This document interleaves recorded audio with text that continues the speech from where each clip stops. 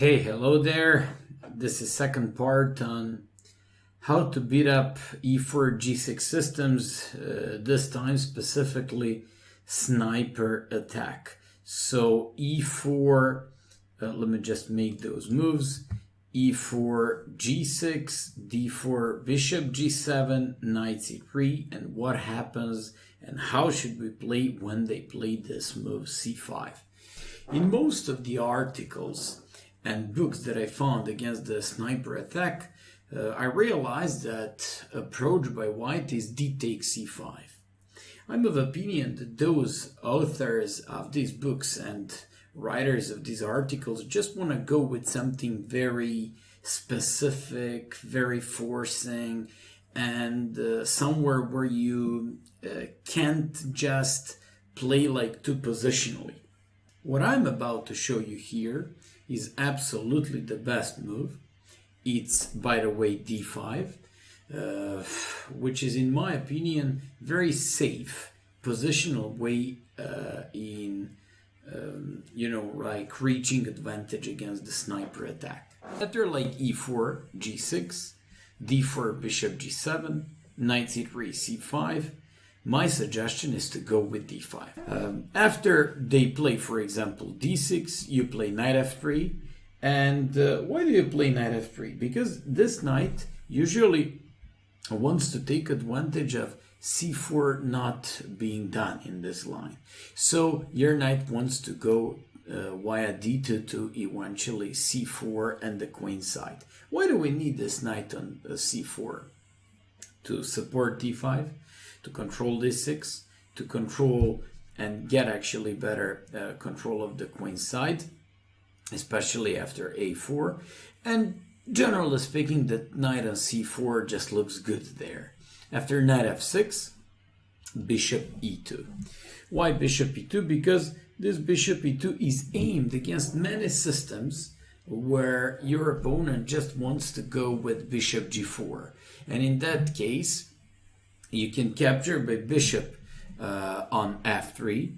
That's one point. And another thing is, apart from that, you can also go, for example, with knight d2, knight c4. And in that case, if they play bishop g4, you can just swap off these light square bishops, capture by queen, and eventually drag your knight onto the queen side and on c4. Anyways, after castles, white seems to be fine in this position, but I now just have to analyze a couple of games with you in order to explain you ideas. So after castle, obviously we just want to transfer this knight to c4. It's ideal square for this piece, and once again, it's one of main advantages for white in comparison to classic Benoni positions where they absolutely don't have these possibilities because of the pawn standing on c4. Anyways, after castles, black has following moves. Black can play a very suspicious move e5.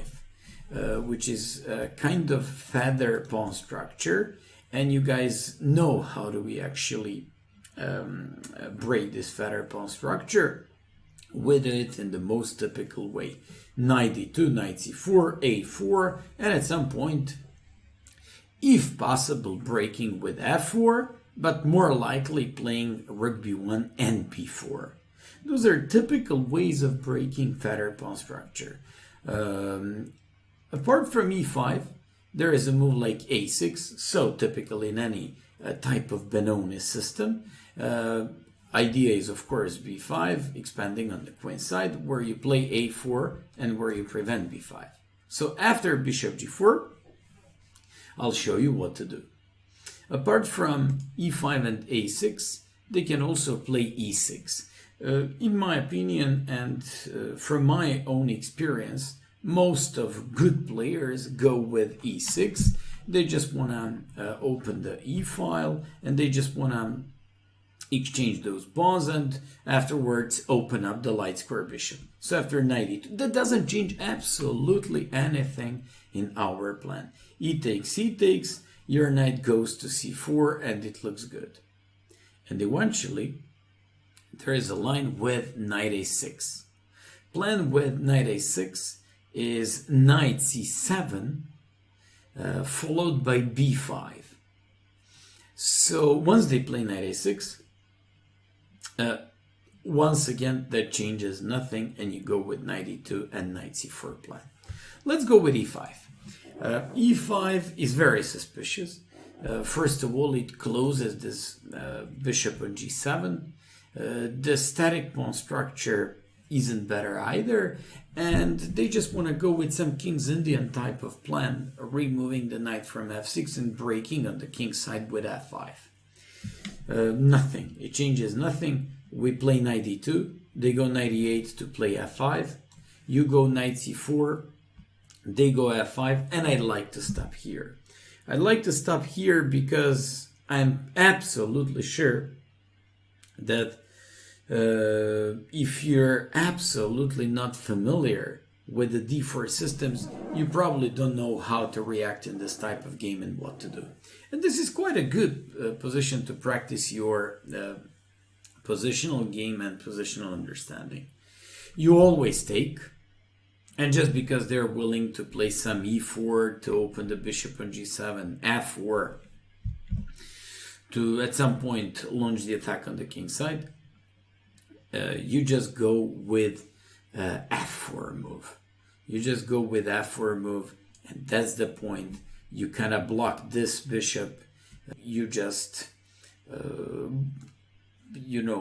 open up the dark square bishop, but basically you play bishop e3, a4, rook b1, b4, and your game will look good. Actually, knight goes back to e3 to control g2 square.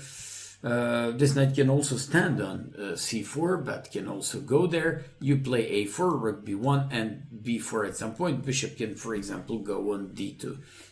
And open bishop on g7 is absolutely useless piece. Apart from this plan with knight e2 and knight c4, which I like so much, and it's so easy for playing, you can also take. And when they play bishop e6, play knight g5. And after bishop c8, chasing away this bishop, bishop f4, threatening this pawn. And after h6, going back, they just have to go knight e8. Smyslov, in his game against Baltsarovsky back to 1966, played e5, took advantage of this queen on d8, misplaced and undeveloped black pieces, and white was much better. Apart from e5, where you have these two possibilities, but I'm always happy to go with knight e2, knight c4. Simply, it's also easier for memorizing, because you don't memorize like two simple moves. You actually memorize one very logical, simple, very smooth plan, positional plan for white. That's what I like about this system. In case they go with a6, it doesn't change anything. Any a6 in any Benoni, you have to stop and prevent with, actually to meet with a4. And after bishop g4, this is an important moment. I like Nigel Short's approach. He went with rook e1 in his game. And when this guy swapped off the light square bishops for the knight, knight d7, a5. I like move a5 because it just stops black to go with b5 so easily. Simply, white is going to take on b6 and would create an IQP on a6 afterwards on the a file. Knight e8. This is good move.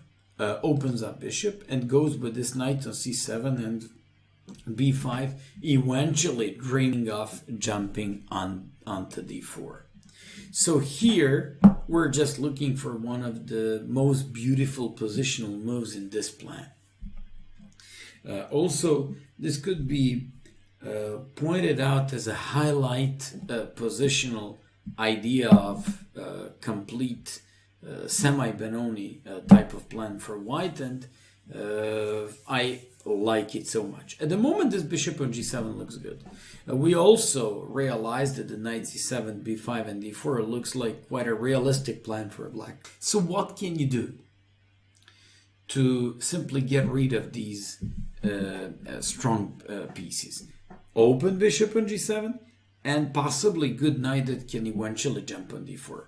You play knight b1. What a beautiful move. So I'll explain it to you. You once again want to go and place your knight on ideal c4 square. But more importantly, you want to play c3 to soften up activity and importance of this bishop on g7. After knight c7, knight d2, rook b8, c3, knight e5. You keep the bishop pair, of course. You want to keep these bishops. Bishop h6. Why? Because he says, please play knight c4. In that case, bishop c1, and we would swap off the bishop pair. No, we don't want to give up the bishop pair. Second thing, remember, you don't want to exchange minor pieces in Benoni type of games, because the more minor pieces you exchange, the easier game your opponent might have. Why? Because they just need some space. They just need some space. And in this case, they actually get more of space. You play g3 to play f4. Why? So when you play, first of all, to kick away this knight from e5, and eventually to come with this knight on c4. After knight b5, f4, knight d7, and knight c4. I want to point out one more thing. Once this knight came on, at first glance, ideal square b5, this knight actually does nothing because it doesn't threaten anymore to jump on d4. Nigel Short played this game f4, knight c4, bishop g4, and eventually he killed his opponent. White had more space, bishop pair, better pawn structure, and eventually he won. Apart from that, they can go with e6. It absolutely changes nothing. So you play knight e2, once again with a typical plan of knight c4. They take, we take, and they can play knight bd7, or they can play a6. a6 is just a part of classic Benoni plan. Any a6, I guess by now you learned you should meet with a4. So when they play knight bd7, knight c4, we're just threatening this pawn. I want to play bishop f4. So when they play knight b6, to defend on d6 and to get rid of this knight, now you hide knight on e3. Why is it so important to hide your knight on e3? First of all, they don't have any bishop g4 or bishop f5 any longer. Secondly, you want to kick away this knight with a5 and bring your knight back to c4, which is just ideal positional square for your pieces. After bishop d7, a5, knight c8, rook e1, with the idea of knight c4, bishop f4, h3 to keep shelter for that bishop in case they ever play any knight h5, and that's how you play here. Apart from this a6, a4, they can play knight b7, knight c4, knight b6, knight e3, rook e8. You go a4 to chase away this knight and to play a5 next move, knight to e4. I can, for example, give you this position as a like puzzle, positional puzzle. How should white react in this knight e4 move? Because it just opened the bishop on g7 and threatens this knight on c3. Of course, good positional players, without any hesitation, would say take and play c3. c3 is move of such a great value because you shut off this bishop on g7, you remain with the idea of a5, kicking away that knight on b6, and finally you just want to even take like better control of the d4 central square. Bishop d7, a5, knight c8, queen c2, rook e8, bishop e2, rook e1, and white was better. Why is white better in this type of game? Because of more space.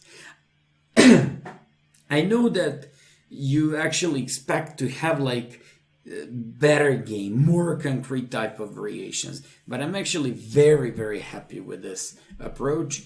And from my own experience, once you actually become familiar with these main ideas and just start getting like better understanding, knowledge, and feeling for these positions, you're really going to enjoy these positions much more, for example, than some other type of games.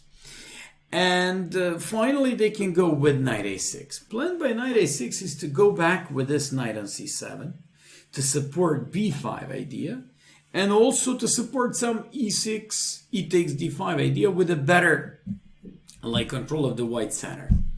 You go knight d2. So when they play knight c7, watch out, they threaten b5, because knight b5, actually not immediately, because if b5, knight b5, bishop b5, knight on d2 defends the pawn on e4.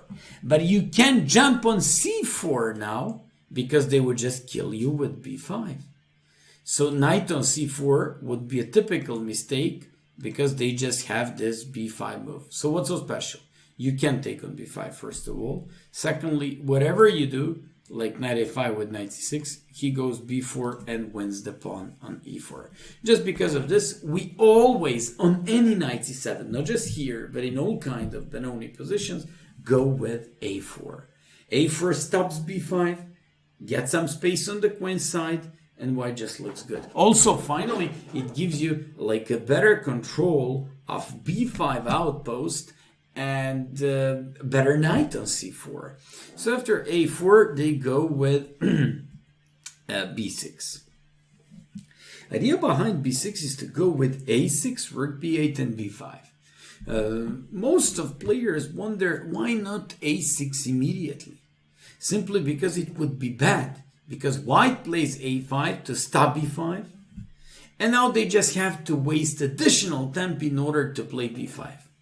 So what? They go rook b8, you play knight c4. They go b5, now you take. Now they don't even have this possibility. And if they go like knight b5, for example, in this type of situation, you can take on b5, you can play something else, or in this case, you can just play something else. For example, in a game like this, you don't have to necessarily play knight c4. There are equally good moves like rook to e1. They can't play knight b5 because you just control it with two minor pieces.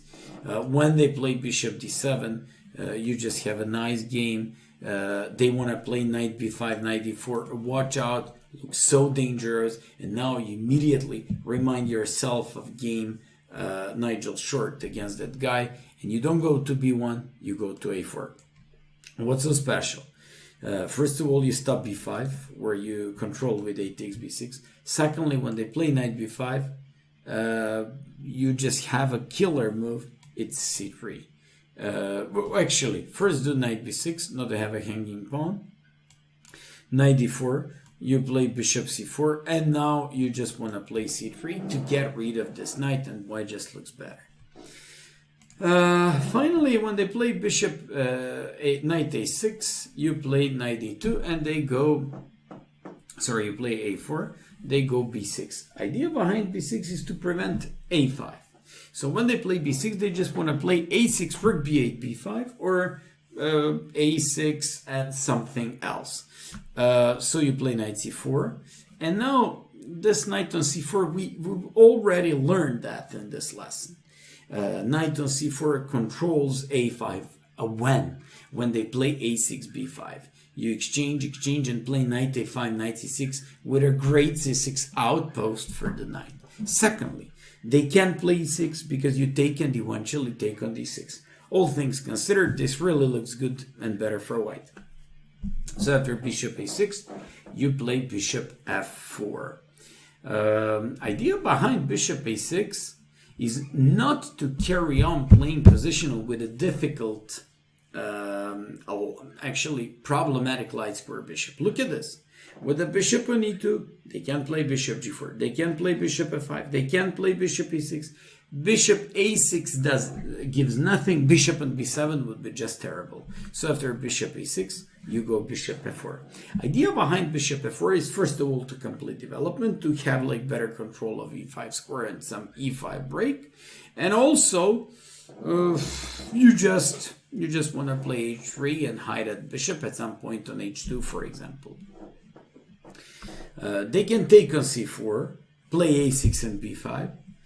They can play rook b8. In case of rook b8, we just realized that black wants to take on c4 to play a6 and b5, which is initially one of the main Benoni plans, or actually in this type of game, it's semi-Benoni plan.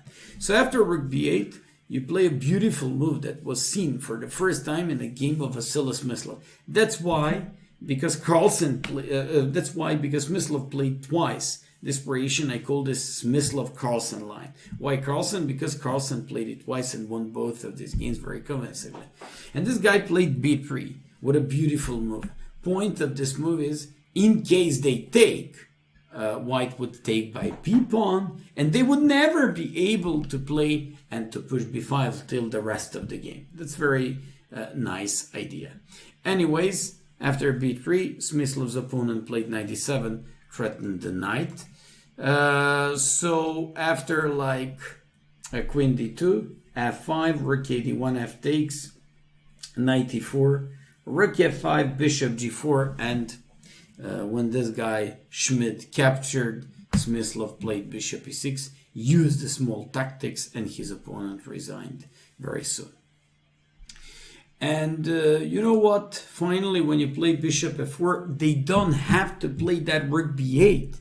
They also have another possibility to somehow realistically break on the queen side with a6 and b5. How? They give up the light square bishop for the knight. We have to take, and once again we have a deal development. You just have to be aware of b5 moves by black. So they go a6 with idea b5 straight away, because if we take e1 Chilean b5, they'll take e1 Chilean e4. We play queen e2. It's aimed against two things. First of all, it stops and prevents b5 by black. Secondly, it gives like better control of central e4 square. Knight d7 opens up the bishop and prepares maybe for some knight e5. Rook a3. What a beautiful move. Typical Carlsen's move. At the moment, I'm showing you a game in FIDE World Cup in Mansisk back to 2005. And Carlsen played at that time against one of the most talented young players in the world, Ivan Cheparinov. So Carlsen went with this rook a3 plan to transfer that rook on b3 and to forever stop b5. Queen c8, rook to b3, stops b5, rook b8, knight b1. I was probably supposed to wait on you here and to ask you, so what would you do? How would you play and why would you play like this? This is exactly why Carlsen actually presents one of the best players of all times, because he finds these moves without much problems.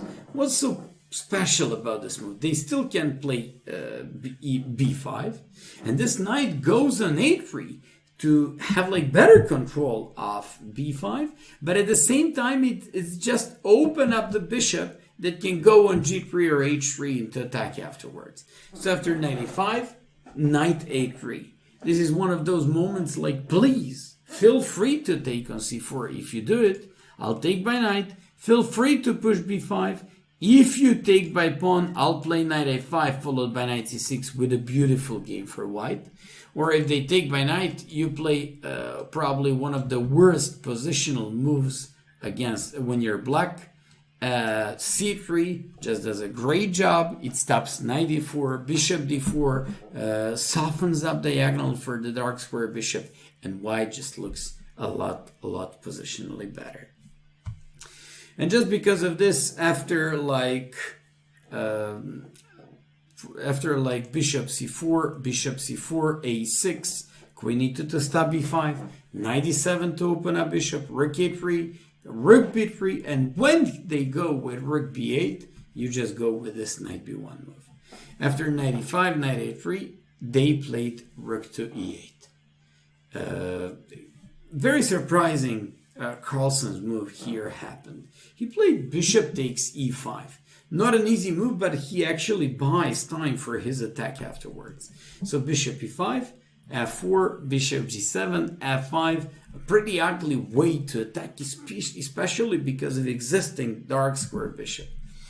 But here he took the pawn on a6, queen a4, played bishop d3, played check, went with e takes f5, rook takes f5, e6 trying to break, okay, d takes, f takes, rook to f1, and white was so much better. First of all, it's pretty good piece on g7 for black, but knight is awful. We have a pretty solid knight on a3 that can go on b5 and c4, but we also have a little bit better bishop on d3 than this bishop on g7, even though bishop g7 looks a little bit more open. So after d5 he takes, rook to d1 threatens bishop h7, queen h4, d6, and took on c7, and Cheparinov resigned his game. This was a game when Carlsen was like, it's back to 2005, so I'm not quite sure how old was he when the game was played, but certainly he was young and he was a rising star at that time. Okay, I mean, I tried to explain you all these positional ideas. I tried to explain you all these quite a difficult positional aspects of this game, and I'm pretty sure you'll enjoy this variation in the future. Wish you all the best. Hope you enjoyed, and let's carry on working on modern defense, so-called Russian system. So it's gonna be the next video with e4, g6, d4, bishop g7, knight c3, d6. One of the main and most annoying lines if you don't know what to do. Thanks for watching, and see you next time. Bye bye.